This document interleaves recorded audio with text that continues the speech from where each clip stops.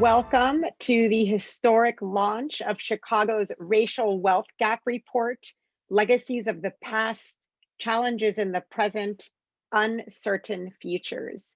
I'm Nadine Neber, Interim Director of the Institute for Research on Race and Public Policy, and I'm Professor of Gender and Women Studies and Global Asian Studies. A short bit about the Institute for Research on Race and Public Policy. Our work promotes and coordinates engaged research on racial and ethnic justice in the US.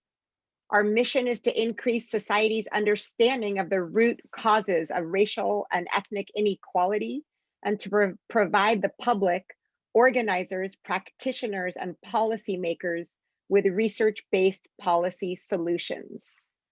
We do a great deal of things at the Institute. We fund research, we train scholars, we collaborate with community organizations, and we hold events like this one, where we explore the link between policy and racial and ethnic justice.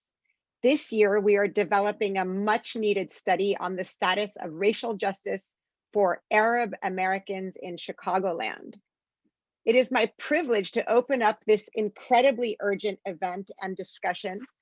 Before we begin, I want to thank Ivan Arenas for his fabulous work, working on the report, as well as working behind the scenes on making this event possible.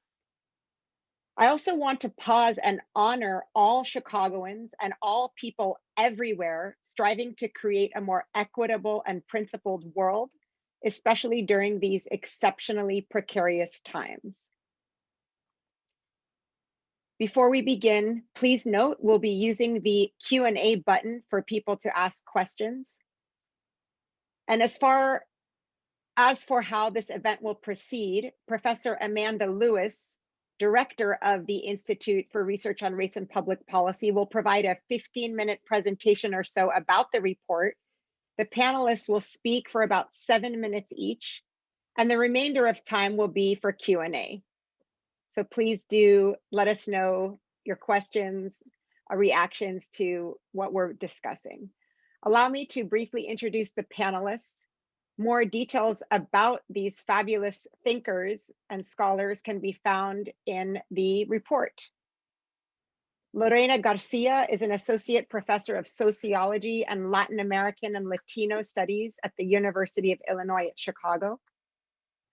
Louise Seamster is an Assistant Professor in Sociology and Criminology and African American Studies at the University of Iowa. Damon Jones is an Associate Professor at the University of Chicago, Harris School of Public Policy. Allison Flanagan is the Director of Policy Analysis at the Center for Tax and Budget Accountability. And Joanna Trotter is Senior Director of Community Impact for the Chicago Community Trust. I'm now extremely honored to introduce the Director of the Institute, Dr. Amanda Lewis, LAS Distinguished Professor in Sociology and Black Studies, and Director of the Institute for Research on Race and Public Policy. Let's welcome Amanda. Take it away, Amanda. Thank you so much, Nadine. I'm really thrilled to be here tonight and to be able to share this collective project work. As Nadine said, I'm going to try to keep my comments short-ish, so think of this more as the highlights about the work. I encourage you to download and read the full report. I believe Yvonne just posted the information on where to find it in the chat. As with all reports, they are free on the website, and we are also very optimistically going to be printing hard copies, which will be available in a few weeks for those of you who prefer to have the old-fashioned feel of paper in your hands. I also just want to say I'm really thrilled to have this wonderful group of experts following me who will bring a lot of additional insights beyond the scope of the research we've done here.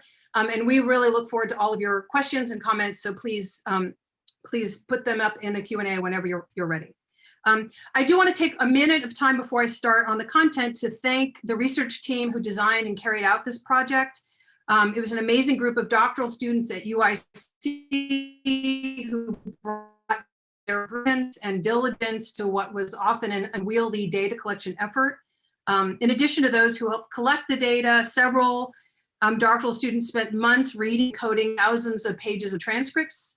Fructuoso Basildua and Maximilian Cuddy are the lead authors on this report for good reason.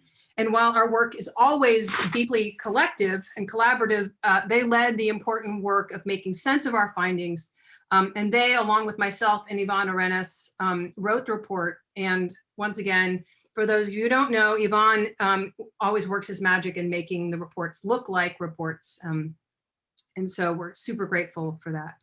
Another research assistant, Chris Poulos, helped significantly with doing statistical analysis to ensure we had the most up-to-date national kind of contextual data for our deep dive locally. And of course, we cannot do this work without the support of the UIC administration and external funders, including in this case, the American Sociological Association and the Chicago Community Trust. So we had several goals for this project that I want to talk about. And one of them was to dig deeper into wealth inequality locally. Obviously, over the last 4 years, we have published a series of reports as part of our State of Racial Justice project. And the titles or the covers are all here. And again, all these are available on our website also. But throughout the entire project and throughout all these reports, one of the driving questions for us has been always over time, Chicago for whom? Collectively, we've been trying to capture the experiences and conditions of life in the city for different groups. And we have found that racial and ethnic inequities in Chicago remain pervasive, persistent, and consequential. They affect the lives of Chicagoans in every neighborhood. They have not just spatial roots, but deep historical ones, and are embedded in our social institutions. And they have powerful effects on the lived experiences and opportunities of all Chicagoans. But one data point from our first report had really stuck with us. This was data from the Corporation for Enterprise Development, the Racial Wealth Divide Initiative, which showed that twice as many Black and Latinx households as white households in Chicago were what we might call liquid asset poor. This 1/3 of Black and Latinx households had zero or negative net worth, which means functionally that they have no safety net in place for when they hit any of the regular road bumps of life. I've actually been thinking about those families a great deal during this pandemic year in which those kinds of safety nets have been especially important. Another data point that stuck with us was Opportunity Insights Project out of Harvard, which showed that Black and Latinx children born to middle-income families in Chicago were far less likely than white children from families with the same income to remain in the middle class or to attain a college degree. These racial patterns in downward mobility among middle-class Chicagoans were much higher than national averages and raised important questions about the experiences of Black and Latinx communities here in Chicago. While all these statistics were powerful, they couldn't provide context for us for how wealth affects various aspects of our lives. An important goal of this report then was to detail the lived experiences of the racial wealth gap for white, Black, and Latinx families. More than just capturing the percentages of middle-class Chicago families who are financially secure or financially precarious, we wanted to understand what these families are experiencing and how they're making sense of their experiences. But I first will just share a few of the statistics. So for those of you who aren't familiar, I'm going to do this quickly. Again, these figures that I'm showing will be in the report. This is data on the median net worth of households. And what you see here is that while things like income gaps and other kinds of racial indicators have closed somewhat over the years, racial wealth gaps have remained large and have been pretty intransigent over time. And in fact, in some measures gotten larger over the past 15 or 20 years. And even when we control for education, which is often a question we get, we see that these racial wealth gaps are extremely large. And it is noteworthy, for instance, as one way of thinking about this, that white households without a college degree actually on average have more wealth than either Black or Latinx families who do have college degrees. So again, we can control for lots of things, but these wealth gaps remain extremely large across households. But having talked about some of those numbers, I now want to get into the details to the stories of some of these families that we spoke to. And I want to start by talking about Jasmine, a Black mother, and Salvador, a Latinx father, both of whom are school administrators. Both fit all the criteria for the study. They're college educated. They work in professional managerial jobs with incomes well above local household cutoffs for middle class families. They're both the first in their family to go to college. They worked hard to achieve social mobility, to attain both bachelor's and graduate degrees, and to secure good jobs. By many measures, they have made it, as we often talk about in the US. Yet as they try to navigate the financial responsibilities of raising families in the city, both are struggling. As Salvador described of himself, they are in many ways getting by, but not getting ahead. One key issue in both households is a lasting side effect of their actually striving for education, and that is student loans. Neither has ever missed a payment on their student loans. They've only been able to put minor dents in their debt total. Jasmine actually did not accumulate any student loan debt during her undergraduate years, but accrued $70,000 of it pursuing her graduate degree. Salvador had an inverse experience as he accumulated the majority of his student loan debt, $50,000 total between him and his wife during his undergraduate years, funding his graduate degree by working as a graduate assistant. Given their financial responsibilities, neither Jasmine nor Salvador have money left over at the end of the month to make more than the minimum payment on these debts. As Jasmine said to us, paying student loan debt is like taking water out of a bathtub with a syringe. It's like I've been paying all these loans since 2007 and the principal remains virtually unchanged. For both Jasmine and Salvador, their debt causes them significant stress and impacts their day-to-day financial situations. They experience what many of the families that we spoke talked about, a kind of deep conundrum of being middle class, but not feeling middle class. They are trying to ensure that their kids have access to the same kinds of experiences as their children's peers, summer camps, art classes, etc., the kinds of experience that they did not always have when they were kids. But the reality of it was a constant strain. As Salvador put it, it's just juggling. It's just damage control, because obviously I'm not building wealth. I am just trying to juggle the debt. In some ways, their stories seem like a perfect illustration for why the current national conversation about student loan forgiveness is essential. And yet any conversation to truly confront the consequences of skyrocketing student loan debt related to skyrocketing tuition rates must also give attention to the fact that it does not impact all groups in the same way. And I don't even have time to get in today that even when the white families we spoke to had debt, their experience of paying it off was quite different. As a recent report by the Brookings Institute put it, racial gaps in total debt are far larger than even recent reports have recognized, far larger now and in the past, and correlated with troubling trends in the economy. These racial gaps in debt mirror, and in many ways, really stem from the much wider racial gap in wealth overall. In our analysis of the conditions and experiences of middle-class parents, like Jasmine, like Salvador, we found there's not one middle class, but several. Historic and present-day patterns of systemic racism and discrimination mean that even for families who seem on paper to be very similar by most of the measures we typically use to understand family social class, income, education, occupation, their financial circumstances are quite different, with some stable, if not thriving, and others vulnerable, if not barely getting by. Intergenerational transmissions of resources are the main drivers of these wealth gaps. Wealth begets wealth, and families who have more are able to pass along more. However, we often mistakenly assume that most of these cash transfers take the form of inheritances, and forget about the regular kinds of support and cash transfers we get and or give over the course of our lives. Sharon, a white social worker, captures the one of the cumulative effects of this type of family help when recalling that her parents gave her $10,000 for the down payment on her house. As she put it, that made the loan that much smaller, which means the interest we're paying is that much less. And we paid it off that much quicker. It just multiplies, multiplies, multiplies. This multiplicative effect of family resources is a key component of white advantage in wealth building. One of the biggest disparities, in fact, we found in the families we spoke to was in who received support for paying for college.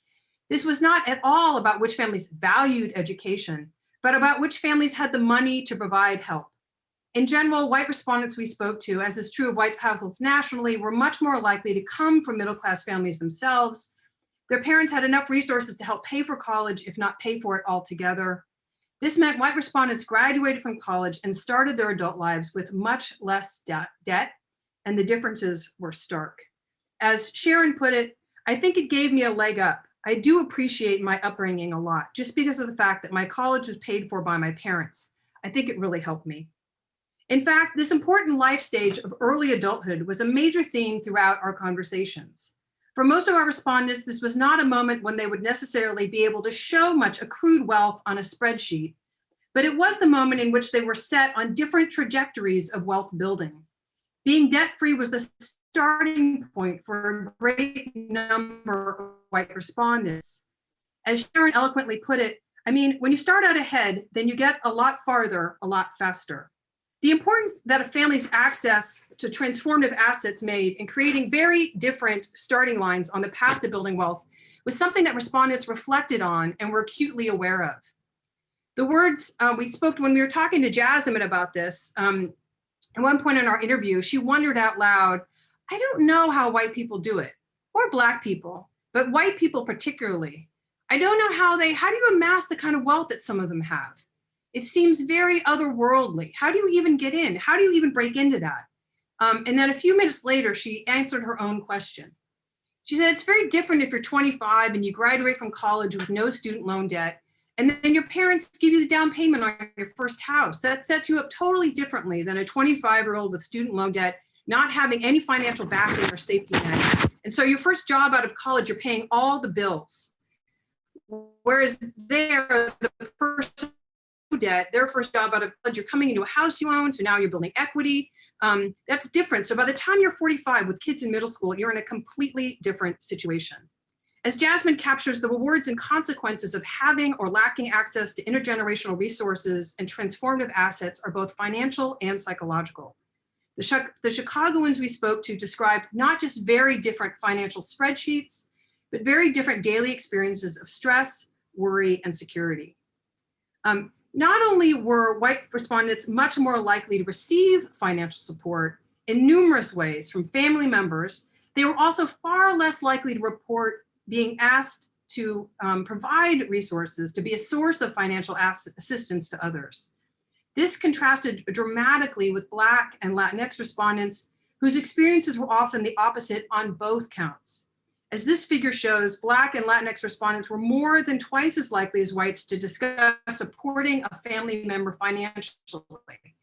Even if they were stressed financially, they were still often the most well-off among those in their immediate and even extended family. Many of these respondents who provided support to others talked about doing so with pride. Being able to help their family was embraced as, in fact, as a marker of their success.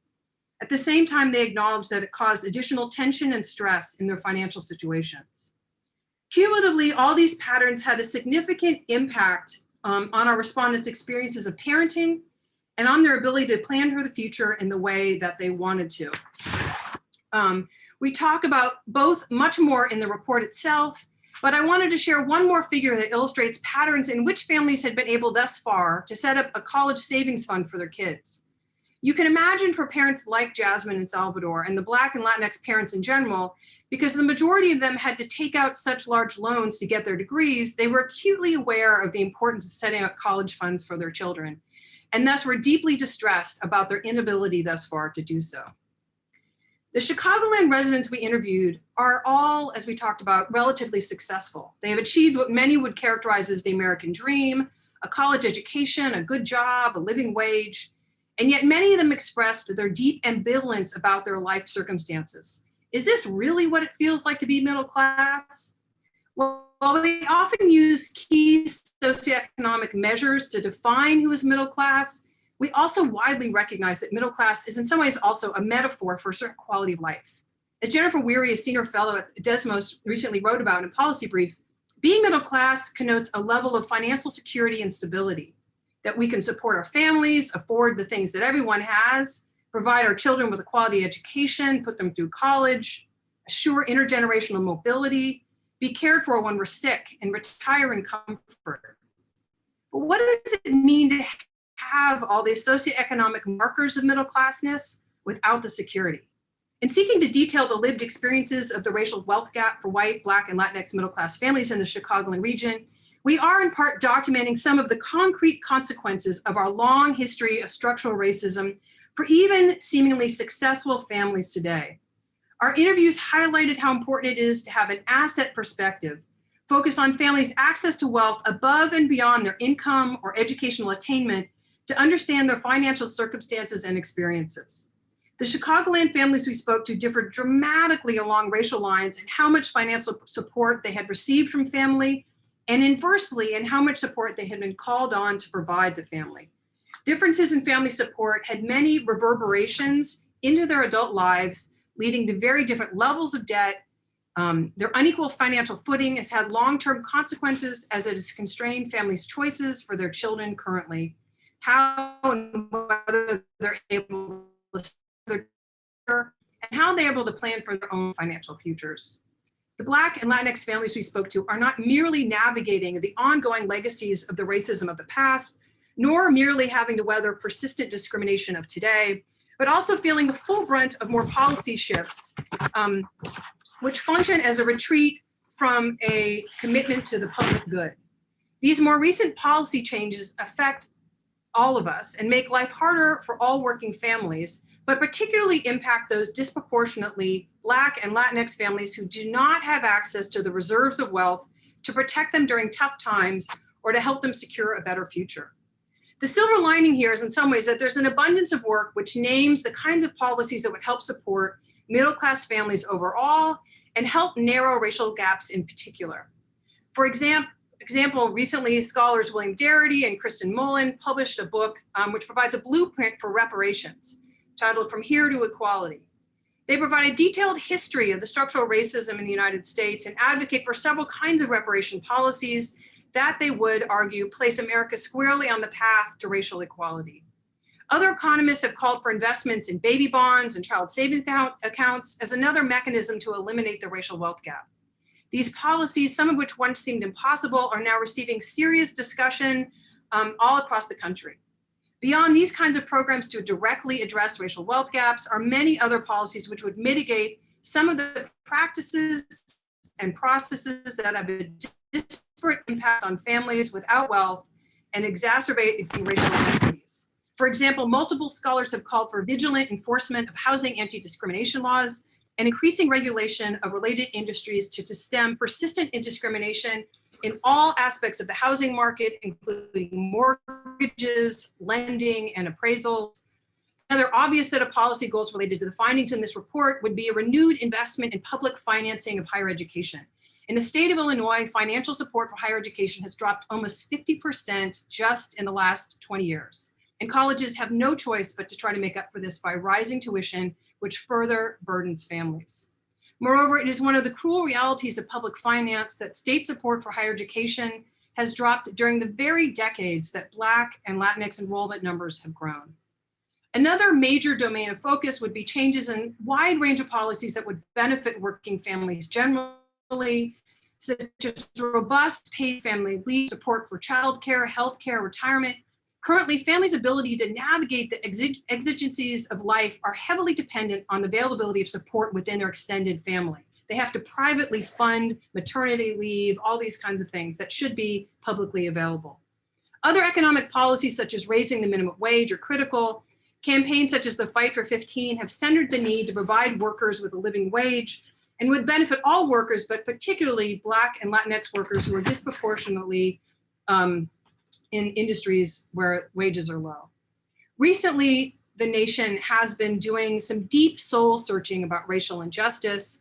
We have heard numerous public officials in Illinois and around the country call out the need to confront systemic racism more than we've heard in decades, if ever.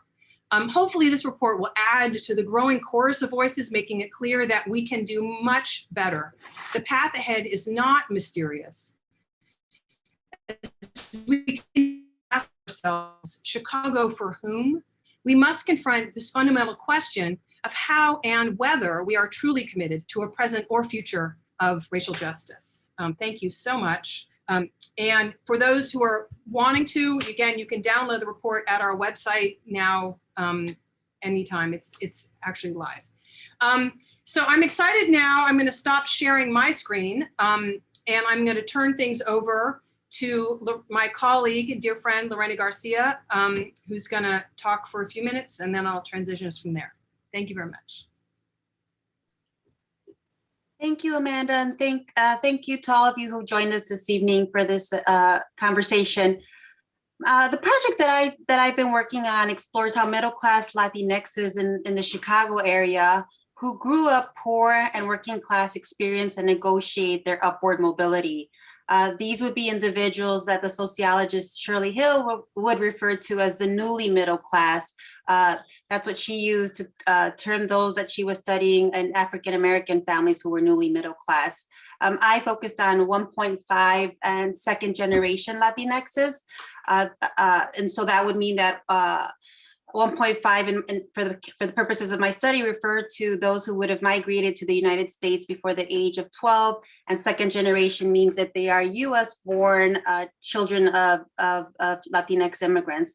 And so these those that were in my study were children of immigrants who had come from financial situations that were challenging in their home countries. And so their parents often had little education, and most of their parents had worked low-wage jobs to support their families. Of the 80 participants in my study, 68 were parents. And so I could talk a little bit. I think some of what I found in some ways relates to what we found, what you see represented in the report. When I found individuals to interview for this project, many of them mentioned sort of seeing the call for study for participants and seeing middle class and not necessarily responding right away, and then rereading the criteria for the study, and then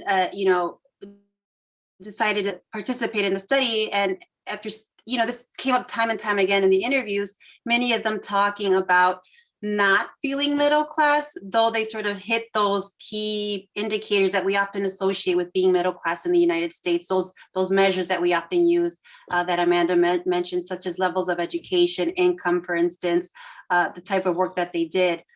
Most of them did not readily see themselves as middle class, despite fitting into what we would think of as middle class. And this was not a reflection of their lack of familiarity with the common indicators that we associate with middle class.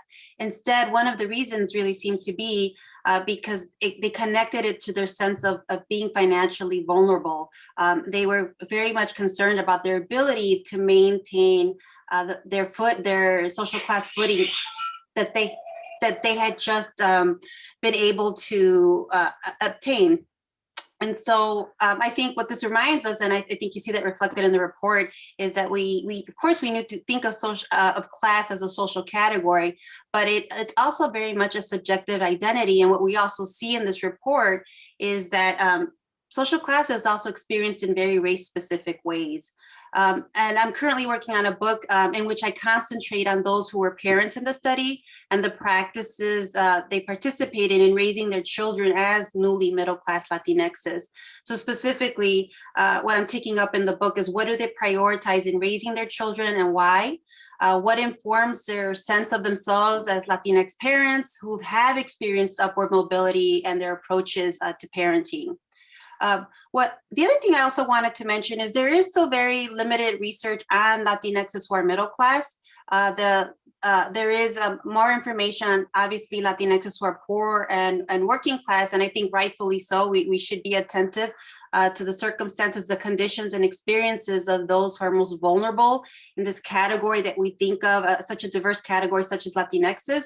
But yet we should be wanting to also understand the experiences of those who we're seeing moving into the middle class, because this will also provide us with an opportunity to understand where some of these racial ethnic inequities are taking place when it comes to racial wealth.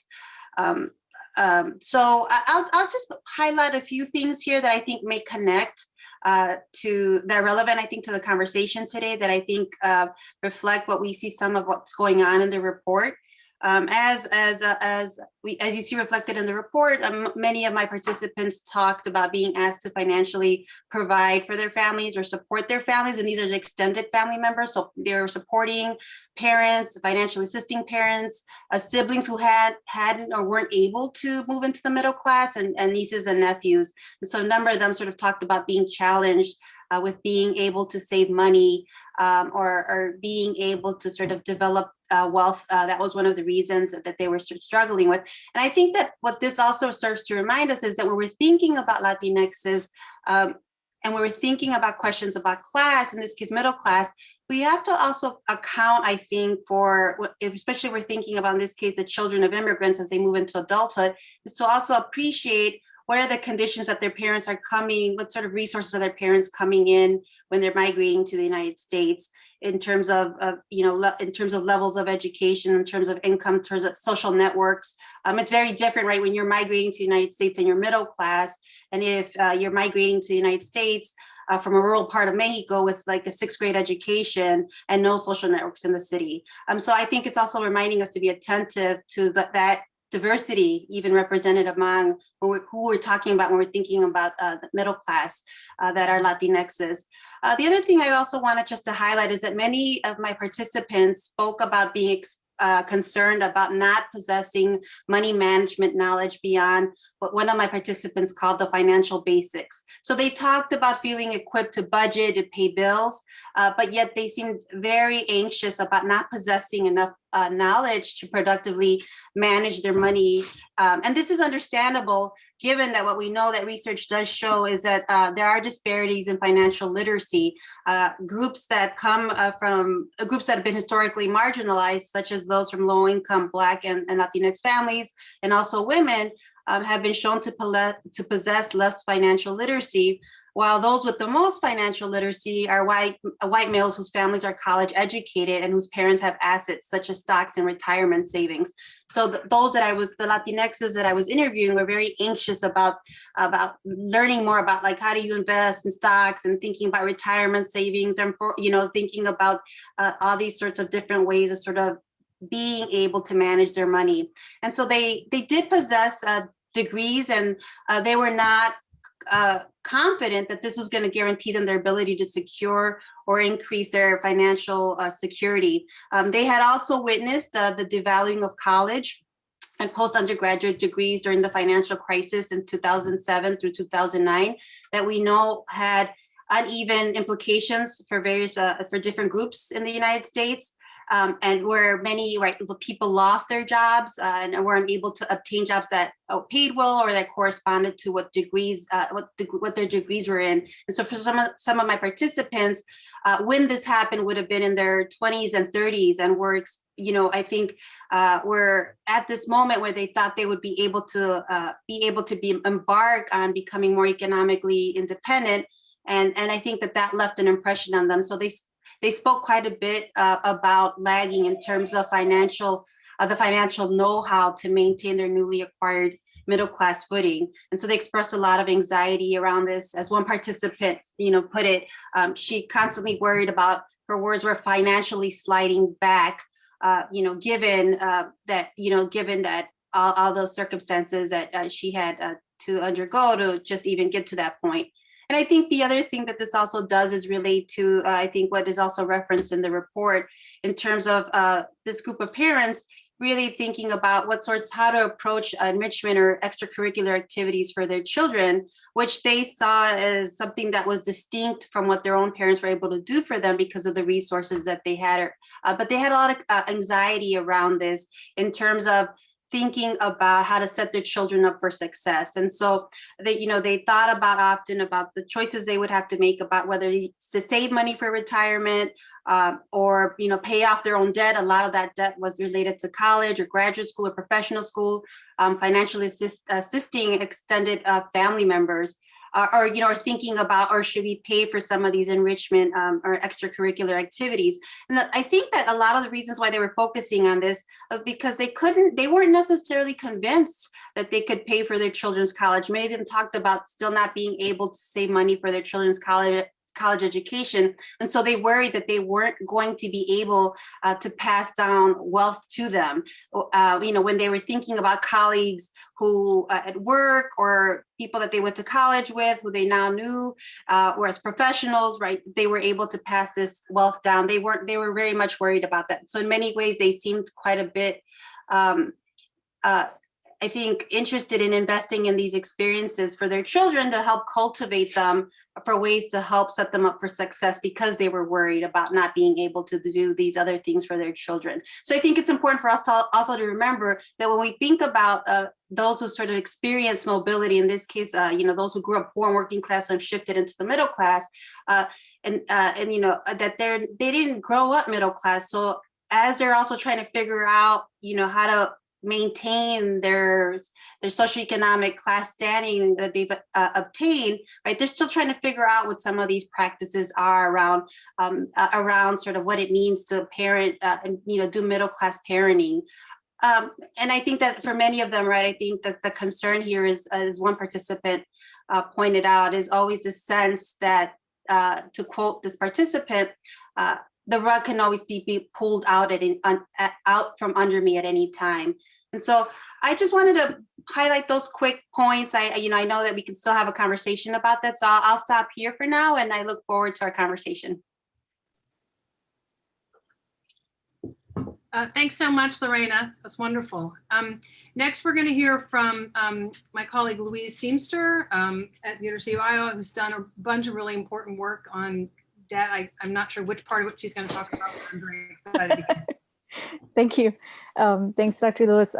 Thanks for everybody at the IRRPP for inviting me to comment on this important report. I've been talking about it to everybody for months, so I'm really glad that it's out so I can send people the actual citation. As Dr. Lewis said, I'm here today to talk about student debt and how it both comes from and compounds the racial wealth gap. Because I think the report shows that in some important ways. We have this story, as we all know, that the primary path to economic mobility in this country is to go to college. But there's this, and then we also have this very large and at some points recently expanding racial wealth gap. And there seems to be this assumption that we should let the magic of college work, and we should just wait for this racial wealth gap to kind of even out over time, where individual mobility will kind of cumulatively overcome the historic effects of past discrimination. And that the way to do that is to finance it through debt, with the assumption that more debt will always be repaid with higher earnings. And it's still true that attending college means that you are, and graduating especially, means you're more likely to earn more over a lifetime than if you don't attend college at all. But that is masking some severe racial differences in outcomes, which is what I've ended up studying. And moreover, the racial wealth gap, as the graphs were just showing at the first section of this event, are not an artifact of differences in education, because we just saw the graph indicating that these wealth gaps by race are persisting even despite a college degree. And Derek Hamilton and Sandy Darity, who are two scholars of the racial wealth gap, have pointed out that both home ownership and education are better wealth indicators than wealth creators. They have this report called Umbrellas Don't Make It Rain to emphasize that we've got this causal order inverted. We think of buying a home as a way to leverage your way into the middle class, and that's no longer really true in the way that it used to be, and that is the same for taking on debt to go to college.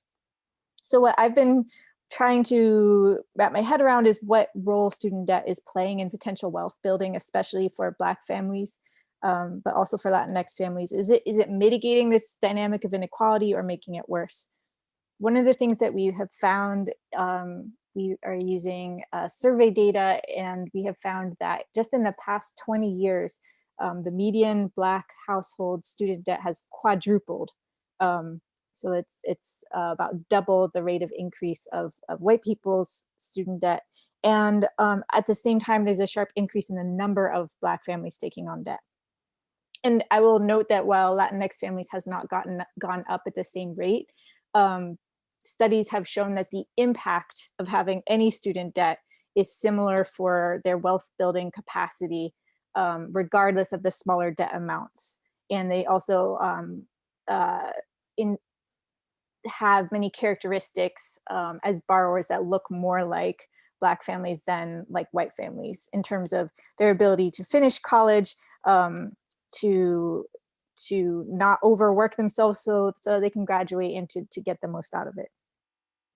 And overall, we have been describing this process, my co-author, Raf Sharon Chenier, and I, as predatory inclusion, which we define as inclusion of marginalized people into a market segment that they've been formerly excluded from, but on terms that undermine the benefit of the inclusion. We are starting to see how in that increasing debt load for Black and Latinx families, especially in this report, how student debt and wealth inequality are actually compounding across generations.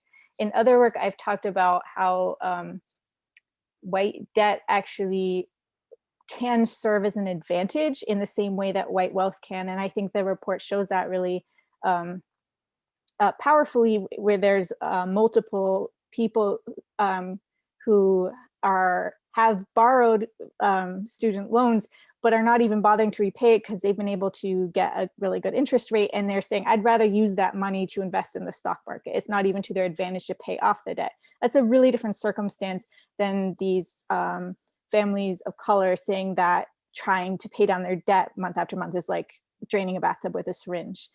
So we've got these different dynamics going on, and the differences are underwritten by these huge differences in racial wealth. The wealth is actually the secret ingredient that is enabling debt to be a good bet. And this is why wealth matters so much. It's not just because it lets you buy luxuries, but because it's this currency that time travels from the past to ensure that you and your family have a good future. And because it's relatively invisible, it can be hidden. It can look like white people are just, naturally excelling in a meritocracy. I wrote in my commentary that it's that protective backdrop of wealth that makes debt elastic. It makes debt a way to expand your flexibility or live beyond your means. So you can think of taking out a mortgage on an expensive house, that's a way for you to kind of build up equity, even if maybe you couldn't repay it all at once. But that's the type of thing that is made possible by white debt, while what I call Black debt is the types of debt that aren't building up your fortune in the same way. And without that wealth, student debt can form basically a lead anchor that is very difficult to repay. And some studies recently have been showing these diverging trajectories over years and even decades, to where in 2019, a report came out showing that 2 decades after starting college, the median white borrower had paid off almost all their debt, so they had put it behind them. And the median Black borrower 20 years after they'd started school still owed almost the same amount as what they had originally borrowed. This is coming from the many factors, including racial wage discrimination and the different return to education. But it's just showing that we can't only look at the amount of debt somebody holds at one point in time, but your ability to pay your way out of debt, to pay more than the interest accrual so that you can actually get your loan balance down. And there's one more harrowing statistic in our research that we haven't published yet, but it really is undermining our assumptions that higher education is actually equalizing wealth. So the racial wealth gap overall between Black and white families is around 10 cents for Black families for every $1 of white wealth at the median. But what we found is if you just look at Black and white student loan borrowers, if education was working like an equalizer, we would expect Black and white student borrowers' wealth to be closer together, not equivalent, but closer. And instead, if you're just comparing Black and white student borrowers, as of 2019, the median wealth disparity was double the amount. So for every $1 of white borrower households' wealth, Black borrower households have only 5 cents. That's, as compared to 10 cents for households overall. This is showing that college is not performing that function that it's supposed to, in terms of allowing people of color to leverage their way up into the middle class and stay there.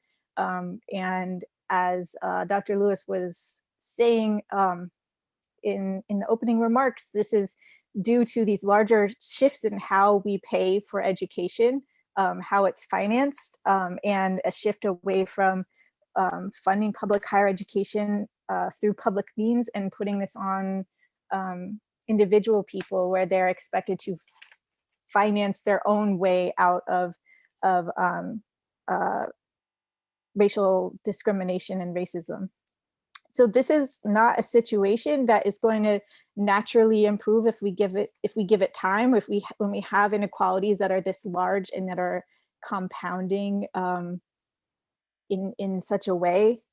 This is going to keep expanding and keep getting worse over generations if we allow the situation to stand. And I think the report shows these diverging futures really starkly. Thanks. Thanks so much, Louise. That was wonderful. Next, we're going to hear from Damon Jones for the University of Chicago Harris School. Welcome. Great. A pleasure to be here tonight. And I've learned so much from participating and being one of the commentators on the report, and also just tonight with the comments that people are sharing. So I'm going to be pretty brief and just highlight a little bit about some of the research I do and how it aligns with the findings of this very important report.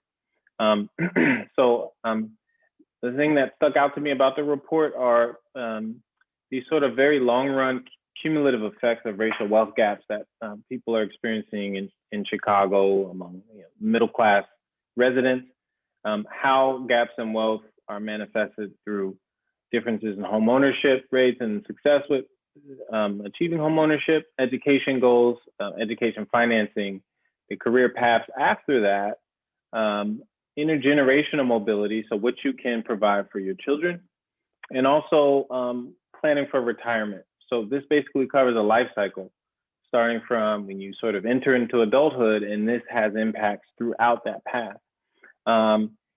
Another implication of these racial wealth gaps is that they also affect how how families are able to respond to very short-run uncertainty and forms of volatility. So some of the research I do is in economics in the field of household finance, and part of what we look at is how people can use their savings or other things like debt, insurance, and credit to try to weather financial volatility. So if you have ups and downs in your income or missed paycheck or unemployment, how do we maintain stability in providing our needs and our wants when we may have uncertain or fluctuating flows of income and resources? And some of the ways that people can try to achieve that is through private markets, like you can buy car insurance for an emergency to help insulate you from an emergency. Public institutions help us weather the storm. So if we have a social safety net that's robust, that helps. And then there is wealth. That private wealth that people have is another source of stability. When your income is fluctuating, you can possibly draw on your savings and your wealth to try to weather the storm. The wealth of yourself and that of your family members are people very close to you in your network. And so the racial wealth gaps that are documented in this study are going to leave people differentially vulnerable to this type of volatility. And the type of wealth that is crucial in these types of cases when you have an uncertain emergency is going to be what we call liquid wealth. And so that's going to be the type of wealth that you can easily tap into and access when you need to respond very quickly to some sort of unexpected change in your circumstances. And so what we see in this study is that there are racial wealth gaps, and this also includes gaps in these types of liquid assets that you can easily access. And those patterns that are revealed in this study among the middle class in Chicago, those hold more generally in other parts of the country and the data nationally. In order to sort of drill down and see what some of the quantitative impacts are these gaps in liquid assets. I've been involved in ongoing research with some colleagues at the University of Chicago and at the JP Morgan Chase Institute, where we've used data from financial accounts to see how people are able to maintain their regular spending and meeting of their needs when their income fluctuates, when their paycheck changes from month to month, or when they lose a job. And what we find in that report, in that ongoing research, which mirrors what's in the report, are that Black and brown households have the hardest time making these adjustments to this uncertainty. And a key factor that determines this inability to weather the storm, or greater inability to weather these storms, is that they have lower liquid assets, cash on hand, or savings and wealth that can be accessed in these times. So one key thing about this report is that there are these long life, sort of over the arc of life, differences that manifest in terms of homeownership, education, retirement, intergenerational mobility. But there's also implications in the short term, at a much higher frequency, when you have lower income in 1 month relative to what you normally expect, or when you have an unemployment spell, or something that's unexpected.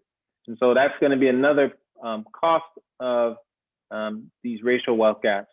The second thing that we want to remind ourselves about these racial wealth gaps, and this mirrors some of what was said earlier by other panelists, are that these gaps don't just come out of thin air.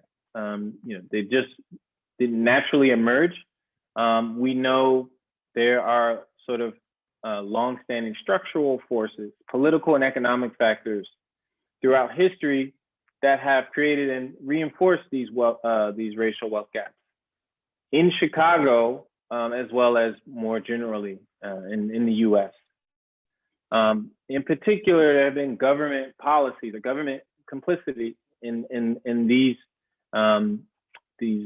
developments. There's been subsidized home ownership for some, but not for others. There's been subsidized education for some, but not accessible to others. There's been investment in infrastructure in some communities and not others, in ways that have caused these racial wealth gaps to emerge and become very persistent and intractable. And so it's also important to keep that in mind when we look at these forms of inequality, and also in terms of turning towards solutions. It's unlikely that these racial wealth gaps are going to vanish on their own accord. It will likely also involve public intervention and bold policies to try to reverse these trends. And so those are some of the thoughts I had in relation to the report. And again, I'm looking forward to the further discussion we have the rest of the evening. Thank you so much, Damon. That was great. Next, we will have Allison Flanagan, the Director of Policy Analysis at the Center for Tax and Budget Accountability. Over to you. Thank you. Thank you so much for the opportunity. So yes, I am the Director of Policy Analysis at the Center for Tax and Budget Accountability, which is definitely a mouthful. So from here on out, I will refer to it as CTBA. So my prior time prior to my time as a researcher, I was actually a teacher, primarily in a low income and majority Hispanic community. So I saw firsthand the impact of disparities in education. That directly influenced what I do now with my research, which focuses primarily on education policy, specifically education policy funding and the economic impact that investing in education can have in both the short term and the long term, mostly for Illinois. So I'm going to kind of just talk about some of the education aspects in the state, which directly impact the city of Chicago and how, like, Chicago Public Schools, for instance, is funded. So while I generally will talk about Illinois and say Illinois, it also applies, like Chicago Public Schools is included in a lot of my research. So for example, in 2017, Illinois actually took a really strong step and adopted what is called the evidence-based funding formula for education, also known as the EBF, which is much, much shorter. The EBF, among many positive policy changes that it implements, requires that the state put in $300 million in new funding each year, specifically for education spending. In the first 3 years that the EBF was the law of the land, has been the law of the land, the state did exactly that. They put in $300 million, sometimes more, increasing the funding over the past, well, from 2017 to 2019, the beginning of the school year, by almost $1 billion in total, effectively shrinking racial gaps that existed before the EBF was implemented. So it's possible to close racial gaps in funding through the EBF because 90% of new funding is distributed to districts educating the highest number of low income and minority students. In Chicago, that's important because poverty and low income are highly correlated with race. Now, what we know is before the EBF, the gap in funding for those low income students or districts that supported a majority Black and Brown students in the state were receiving over $5,000 less per student than what they needed. That gap still exists today, even with the input of new money. However, it's less. The gap has shrunk slightly. By closing that gap, it's providing funding for evidence-based practices that have proven to improve student academic outcomes. More so, the evidence-based practices are specifically targeted to reverse historic discrimination in education funding policy across racial lines. Illinois is actually one of the only states to implement a pure evidence-based funding formula. We are a leader in the country because of that. Why is this important though? So the research shows that when there is proper investments in students in schools, there are higher rates of high school graduation, higher rates of college enrollment, increased wages, and economic mobility, which is where this kind of ties in with the IRRP report itself. Well, we can't say that the more educated someone becomes is a guarantee that they will receive a high paying, good quality job. What we do know is when we don't invest in education, when we don't provide that support to students, we don't support students obtaining a high school degree or the equivalent, or we then don't support them in obtaining the opportunity to attend college, then we are just limiting them in earning a good livable wage, which exacerbates the racial wealth gap. So in Illinois, we know that decades of disinvestment in education at the hands of state policymakers has contributed to the top 1% of income earners, who are primarily white, seeing their wealth continue to grow by over 250%, in fact, since 1979, while the bottom 99% grew by only 20%.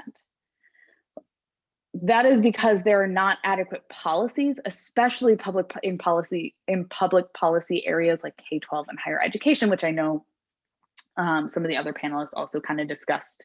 But the wealth gap, particularly the racial wealth gap, will only continue to expand and then have these long-term impacts. And you see that the report makes a very clear and convincing case that the racial biases that are embedded in major public policy systems across many policy areas, from housing to education, are significant, or are a significant driver in wealth disparities that we see not only across the country, across the state, but specifically in Chicago. I think that was a heavy load of data, so I think I'm gonna stop there with the numbers, but I'm looking forward to continue. Thanks, Allison. And now we're going to turn to Joanna Trotter from the Chicago Community Trust, and she had a few slides to share, so I'm going to try to bring those up. Can you see them? Hello, everyone. I want to first just thank IRBPP for this, for the opportunity to be on this panel to contribute to the research. Again, my name is Joanna Trotter. I'm the Senior Director of Community Impact for the Chicago Community Trust.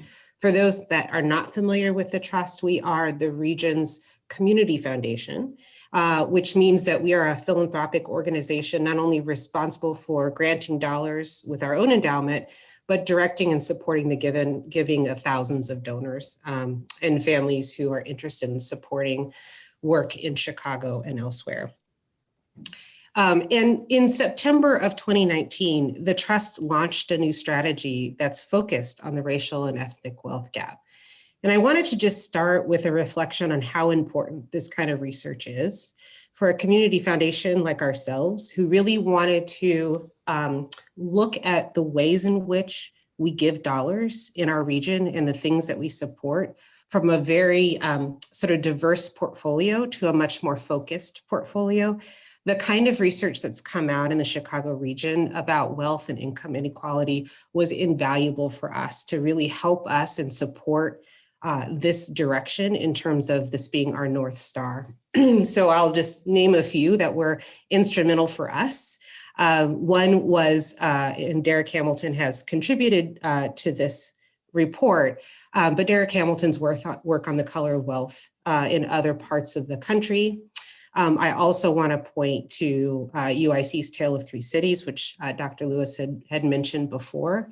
All of this was sort of coming out at the same time and created this steady drum roll. We also had the racial wealth divide in Chicago done by Prosperity Now, as well as the Metropolitan Planning Council and Urban Institute's Cost of Segregation study, which really worked to quantify what segregation is costing us in the Chicago region.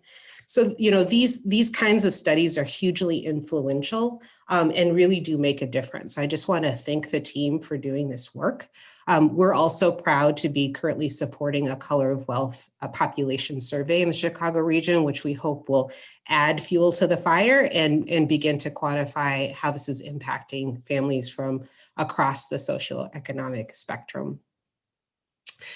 So I wanted to just start first by talking professionally, and that is talking about how the trust landed on its strategy and what we're focused on and why, but also end with the personal, because I think what's really important about this report is it starts to challenge what are common narratives. And this has been talked about across this panel, is that we have these long held assumptions that things are quote unquote silver bullets, whether it's education, home ownership, but that people are out there doing all of those right things. And this wealth gap continues to persist. And so I think it's important that we become more vulnerable and really start telling our own stories. And that, you know, whether you're poor or middle class, this sort of economic vulnerability persists across. And the common denominator is far too often race.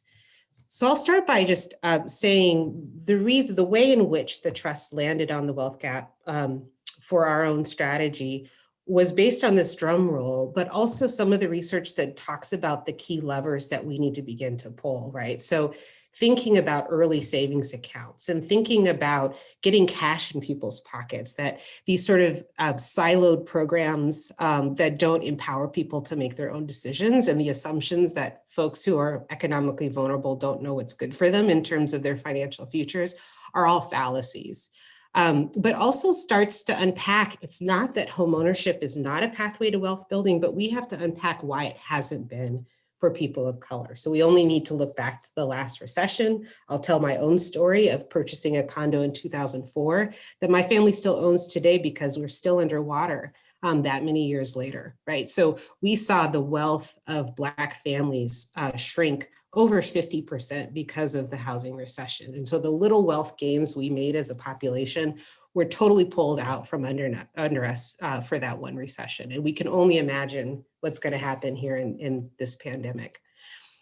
So it really helps us challenge those assumptions, but also starts to think about really surgical paths forward. So how we start to diagnose what's happening and then start to address that through policy and structural change.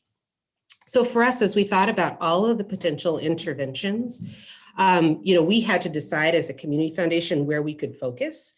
So of the 30 things we can be working on, what we really gained value from is learning from those practitioners and advocates that were already starting to push for policy change. So we sort of narrowed our scope based on what we heard from the field and what was already happening in the Chicago region. So I'll start with the portfolio that I lead, and that's the Growing Household Wealth portfolio. So this is focused on the policies, the research, and the programmatic interventions that begin to sort of adjust and reduce the gap for households. But we also believe that we can't lift folks up and start closing that gap if they live in communities where access is limited. And so for us, as important is also to look at the neighborhood and community level and think about the ways investments flow today and challenge some of those and disrupt some of those practices. And then third, we can't do this work without an organized public. And so for us, building collective power is one of our third core strategies. And then the trust itself is always committed to supporting philanthropy and working with our donors, as well as addressing critical needs in our region. But those three core pillars that I just talked at the top of this pyramid are where we've chosen to focus in terms of closing the racial and ethnic wealth gap. You can go to the next slide, which just a beautiful image, just to remind us all that we're talking about people. So I wanted just to go back to my own experience. And so that's what I really chose to focus on in my contribution to the report. And that is being a first generation college student. My husband is the same, an African-American family. When we graduated college, both of us with graduate degrees, very proud and ready to enter the middle class. We went to 3 financial advisors over the course of 2 years who all turned us away to say, we can't help you until you pay off your student loans. And so fast forward 15 years, 20 years, we've had children, we've worked to support our children, we've tried to save for their college, we've tried to pay loans, we've bought a house that's still underwater. And so those things those sort of decisions that we thought were the pathway to wealth building have all sort of crumbled underneath us, right? So we have looked around at our colleagues who are also middle class, but had very different experiences starting out and realized how far behind we actually are. And so I just think it's really important that we tell our stories and dispel the myths and the narrative around wealth. And that, if you're poor, you're making poor decisions. And if you're middle class, you've made it. And there's much more connection between those two. I'll finally just reflect on Dr. Lewis's comments around liquid asset poverty. I can't recall the statistic you cited, which may be more current than mine, but when we were doing the research, it was 67% of Black and Latinx households that were liquid asset poor, which means that they couldn't go 3 months without income before falling below the poverty line.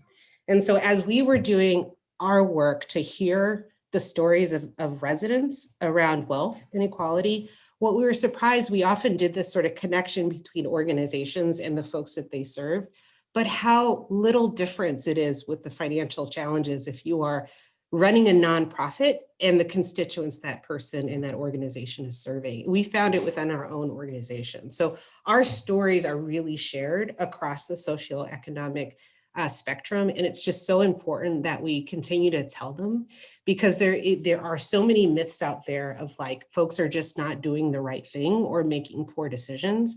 And instead we see so many families that have very shared values, but because of all of these obstacles and the lack of intergenerational wealth transfers, that we are really starting 10 to 20 steps behind of some of our colleagues.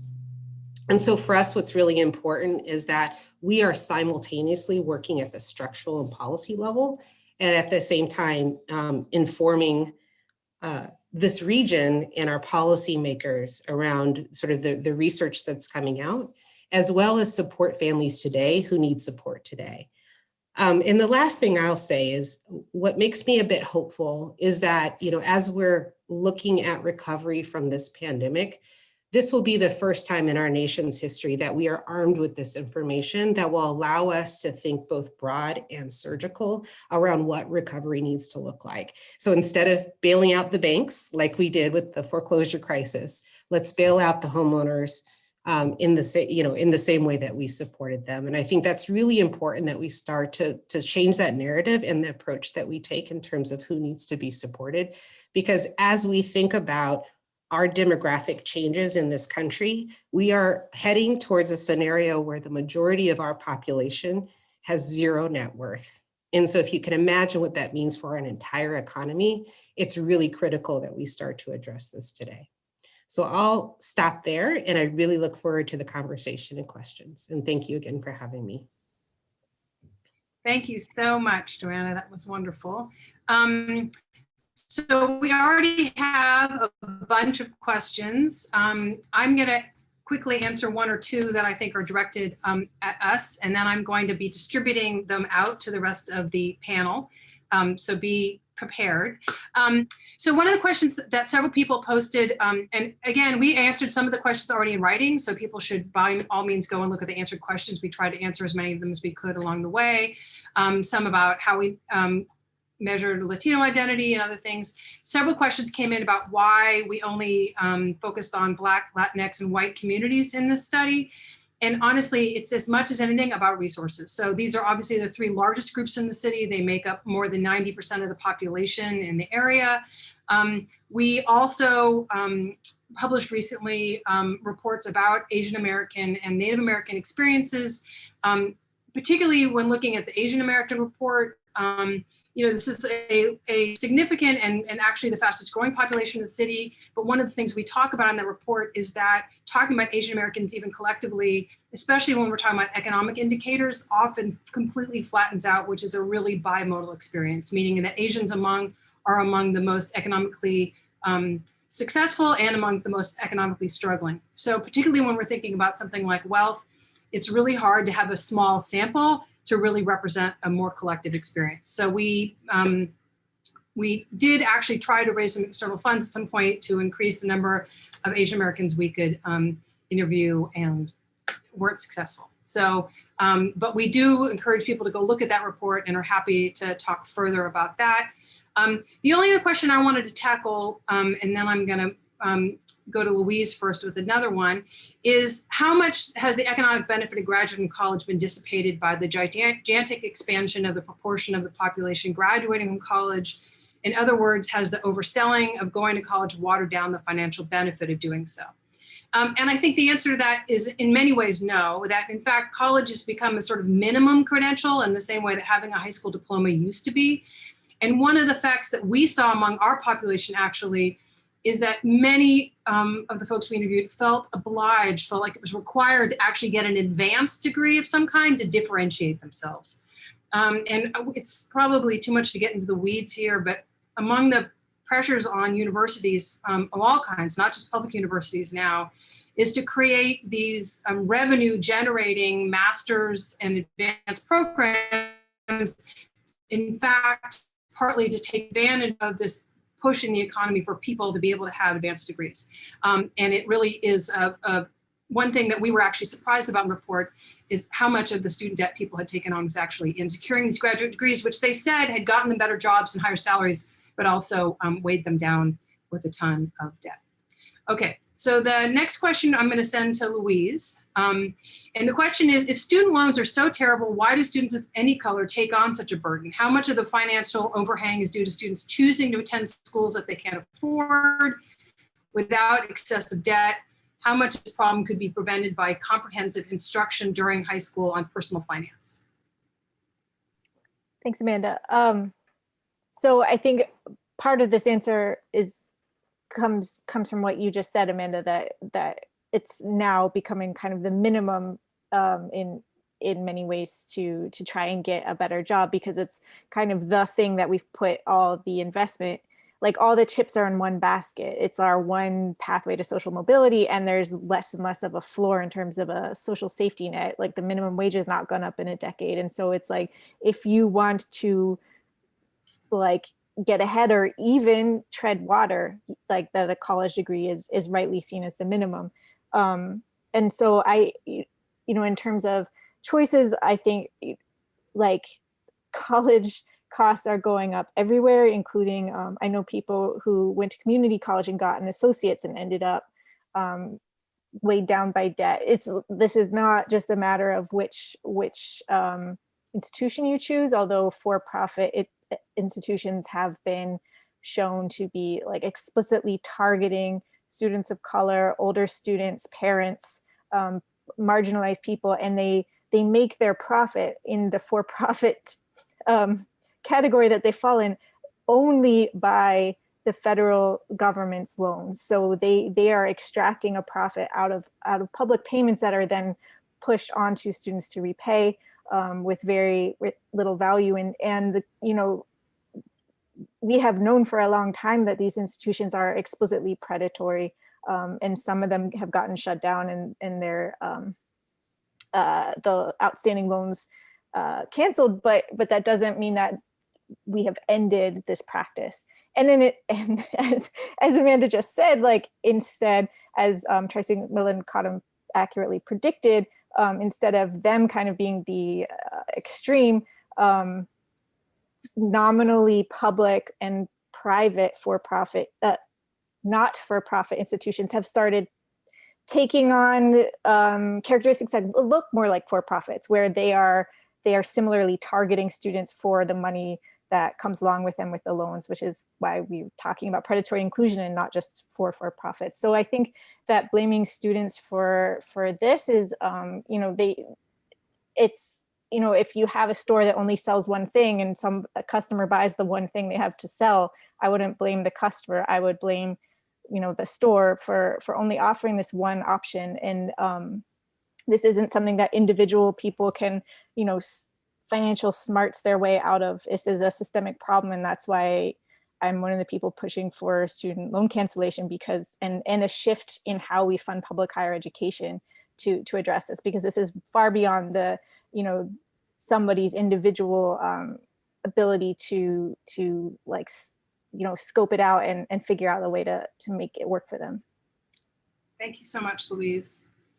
Next, I'm going to send a question to Damon. And this is about 401k and retirement vehicles. The question is, when interviewing participants, I'll say two things about what our participants said, but I really want to hear what you say, because I think you know much more about this industry and we're all. Did they provide information about taking advantage of or having difficulties accessing 401k and IRA retirement vehicles and associated tax expenditures, encouraging saving? I will say about our respondents, it was not entirely surprising that everybody who had access to employee-supported retirement funding of any kind was taking advantage of it. But that retirement funding beyond that for many people was opaque and mysterious, and people were constantly trying to figure out where they could get information about how to save for the future and feeling on unsteady ground about it, especially people who didn't have personal networks. So, but I'm gonna turn it over to you to more think about the kind of larger question there. I think you're still muted, Damon. Sorry about that. Yeah. The only thing I'll add is that there is a sort of data that is collected to give us a national picture of how different families of different races are doing in terms of retirement savings. So if you look at the survey of consumer finance, they ask questions both about how much people have, how many accounts people have, what their balances are, and also like whether these are available they have access to these. So whether they even have the option to save in these accounts. Unfortunately, and this is actually something that is related to a general issue with getting data on these dynamics. The survey of consumer finance is kind of like the leading data set that we use to look at wealth, debt, and things at a national level. And the sample size is not large enough to break out, for example, Asian Americans. And this is like the gold standard of data we have on wealth inequality. So the only things I can kind of report on are Black, white, and those families identified as Hispanic in that data set. But with that data, what you see is things along the same lines of what we saw in the report, or what we know about wealth in general. That the share of people who own accounts is highest for white households. So if you look at like people aged 35 to 54, a little over 60% have access to these types of defined contribution retirement accounts, like a 401k, employer provided account. That number is closer to about 40, a little higher than 40% for Black households, and under 30% for those households in that survey who are labeled or who are identified as Hispanic. The other thing that you can look at is who has access to accounts. And so part of this disparity is a larger share of white households have access to the accounts. So closer to 70% for Black households, it's less than 60%, about 55%, and then closer to 45% for Hispanic households. So just access is lower, and part of what defines access is what type of industry you work in, what your benefit eligible status within your employer, but also among those who have access, the participation rates are lower for Black and Hispanic households in this data set. So 90% of white households who have access take advantage of it, and 80% and 75% for Black and Hispanic households respectively in this sample. I think that this is a key subsidy for households. If you save your money in these retirement accounts, they're not thought of as a government handout, or they're not labeled as welfare, which is a racialized term for some government support, but not others. But the government is subsidizing your savings in these accounts. You get a tax break that you wouldn't get if you didn't use these accounts, and home ownership, employer provided health insurance are some of the biggest subsidies, but this is also a big tax subsidized thing that contributes to wealth. And so the extent to which there's differential participation in this means it also feeds into who is getting their wealth more subsidized by the federal government through our tax policy that exists. I think that just having access is probably not the only solution. I mean, within these places where they are accessible, you need to look at how much people have in wages. Like if you don't have strong earnings, then it's going to be harder to save. And so I would guess, I can't say with certainty, that part of the differential participation has to do with where your earnings are. Some of the things we know about debt, for example, college debt, are going to eat into your ability to put money aside for retirement. Also, part of the difference is because when people retire, they're going to get Social Security, they may get pensions, and they may have these types of accounts. And so the gaps are smaller if you add in pensions and Social Security, retirement. But this is some summary statistics about what's going on there, and I think that income differences and earnings differences and wage differentials are going to be one of these determinants for why, whether or not people take access of these accounts. Amanda was also talking about that they're opaque. The evidence that we have shows that a lot of people are really swayed. Whether or not they save is dependent on whether their employer defaults them to save in these accounts. So it's like the key driver of whether you participate in these accounts or not.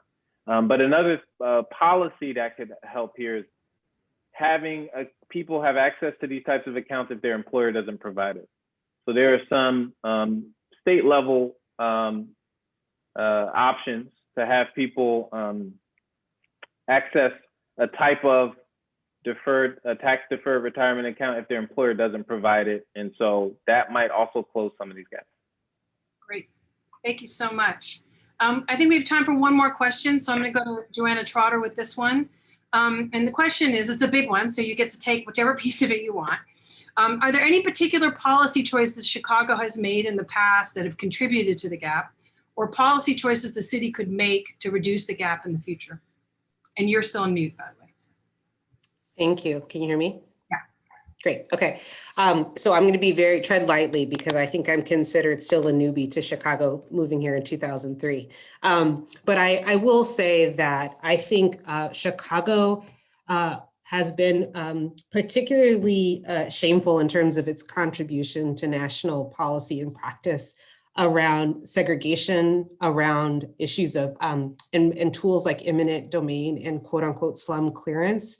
That was really sort of tested and piloted here, where Black businesses, homes were removed, block busting, when we think about realtors and the practice of scaring white families and contributing to white flight, to the study that just showed in terms of Black families who were middle class, 20, 30 years ago, that were trying to purchase homes but couldn't because of redlining and the lack of FHA lending to African-American households, were schemed into these contract purchases where they were essentially leasing to buy, putting exorbitant down payments down, trying to maintain. And then what was very interesting, and I would recommend anybody read Family Properties by Burl Satter, was that it really looked as if the city of Chicago and the building inspectors were kind of in on that, where Black families would be paying, but they were also responsible for the maintenance. And so these properties would flip, and building inspectors, weeks or months after the family got into the home, would come out and cite them. And so they were paying exorbitant rates, leases. And the study that came out about this showed that stripped $4.4 billion from African-American households in Chicago. And so if you think about that, and then how those practices just reinvent themselves. And so today, we have payday lending, and where do those payday lenders target? They target Black and Brown communities. And so I'm particularly proud, and I think this is both a city and a state, level issue that we have to think about, both the state's role in the city, is this extractive practices, not just the blocking of building assets, but the taking of assets. And so I'm really happy that the governor signed the criminal justice legislation that also capped payday lending at 36%. Payday lenders were allowed to charge up to 405% interest rate. So if you can imagine that, you're in a community that doesn't have banks.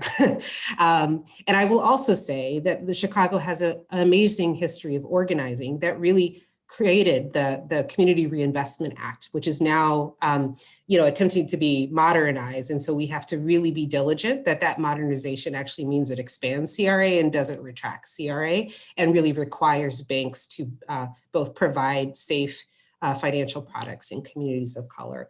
So I will just say that there are practices that I think we need to lead the nation in fixing. And those include things like slum clearance, eminent domain, predatory lending. And even today, if we think of the ways in which municipalities charge fines and fees, another fix that happened in the legislation that Governor Pritzker just passed is that no longer will licenses be suspended for families who can't pay municipal fines and fees. Because what would happen is it would snowball. You couldn't have a driver's license, and then you can't get to work, right? So all of those things just continue to add to the extractive practices that hold families back from economic mobility. So I'll stop there, but there's a lot. Thank you so much. We are officially over time, but I just want to thank everyone for joining us tonight, for taking part in this really important conversation. One of the most important rules of a report like this is just to try to generate as much conversation locally about this important issue, and pressure and encouragement to all of our public officials to move on and make changes in how we organize things to better serve families across the board. I can't thank enough the amazing group of panelists here who both contributed expert commentaries in the report. I encourage you to go read them, and also share their brilliance with us tonight. Thank you especially to Yvonne for organizing all this, and we look forward to lots more conversation with all of you in the future. So thanks so much, and good night.